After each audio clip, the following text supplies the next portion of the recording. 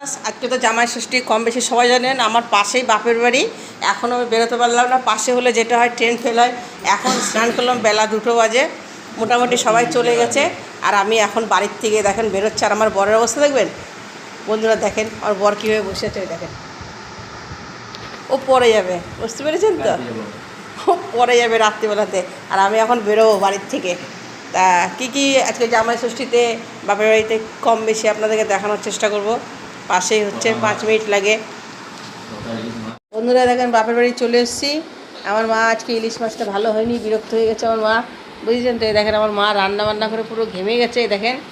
আর আমার এই কালু, এই দেখেন কালু, এই যে তাকাও, হ্যাঁ দেখেছেন, অনেক দিন পরে এসেছি। আমি তো আসারই টাইম পাই না, আপনারা কম বেশি জানেন যে আমার একটা দোকান আছে রুটির, ওই নিয়েই ব্যস্ত থাকি। তাই আমার পাশে এসে দেখেন আমি চেয়ারে বসে আছি, ও চুপ করে বসে আছে। কালু তাকাও, কতদিন আমাকে দেখিনিও, এদিকে তাকাও, তাকাও তাকাও, দেখেছেন কীভাবে তাকাচ্ছে। আচ্ছা তোমাকে দেবো, মিষ্টি দেবো, দাঁড়াও। বন্ধুরা দেখুন আমার বর চলে এসে, দেখে দইয়ের হাঁড়ি, মিষ্টির প্যাকেট হাতে নিয়ে। আর এই যে আমার মা তো এখানে আছে, এটা আমার বাপের বাড়ি। দেখেন বসুক। আর এবার কী আমার মা রান্না করেছে দেখাবো, আমাদের আশাই হয় না। ওই দেখেন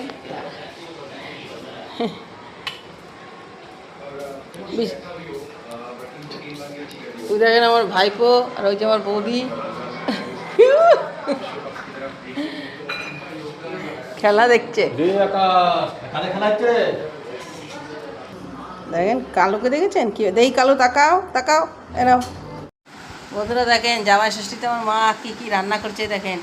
এখানে ইলিশ মাছ ভাজা, ওখানে হচ্ছে চিচিঙ্গি ভাজা, বেগুন ভাজা, আর তার সঙ্গে মনে হয় এটা পাশে মনে হয় এটা কী ভাজা, উচ্ছে ভাজা, আচ্ছা, ডাল, ইলিশ মাছের তেল, এটা তেলটা তো থাকবেই, আরও বাকি সব আইটেম আসছে।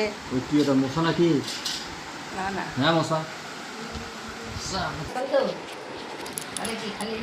দেখেন দই, মিষ্টি, ইলিশ মাছ, বাকিতে সব দেখালাম। মোটামুটি এটা ফিনিশিংয়ের মধ্যে।